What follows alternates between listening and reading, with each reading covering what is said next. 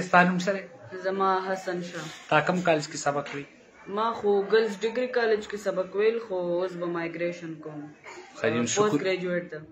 خیر او یا دا کومه دا نن چې تاسو کومه سلسله کې راغونډئ دا مخکې حسن شاه چې دی نو دا زما ماما مرحوم عثمان شاه ډاکټر دی الله پاک وبخي دا راغه کشرې لور وه.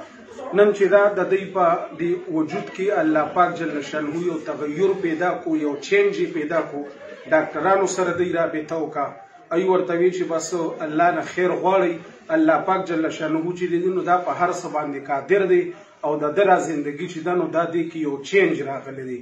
نو دا بس نن ستاسو مخکې ناستي د غریبانو ډېر کړاو کو، بیا باقاعده های کورټ دی ته یو دی پکې ریټ کړی او بیا هغوی فیصله ورکړه. د نادره والا مونږ شکریه ادا کوو، د کورټ شکریه ادا کوو، های کورټ خاص کر، او دا ستاسو له ټولو ډېرې زیاتې دعاګانې دي او د الله پاک جل شانه د فضل انتها ده په مونږ باندې او په دې وړوکي باندې چې نن ستاسو په مخ کې دا د حسن شاه په شکل کې ناستې او دې باقاعده BS پورې دې سبق یې ویلی دی او دې مقصد دا دی چې مونږ مریان یو مخکې مو په اخباراتو کې کتو چې یاره داسې د انسانانو په زندګۍ کې چینج راغو. نو زه خو درته ذاتي چې د هغوی په هغه د خدای لعنت ورېږي زه دا خبره کوم چې ما خو به خپل ځاني زما عقل به نه منله، خو نن چونکې دا زنګ په کور کې، په محله کې، په ګاونډ کې او په رشتهدارۍ کې او چونکې دا زما د ماما کور دی، زنګ خپل کور دی، په دې کې موږ سره خپله داسې کار وشو. نو بس اوس موږ د الله پاک جل شانه دې زمانه کې ورته زه معجزه ویم او حقیقت دا دی، بیا زه یو ځل ویم چې تمام تر اختیار چې دی نو دا د الله پاک جل شانه دی.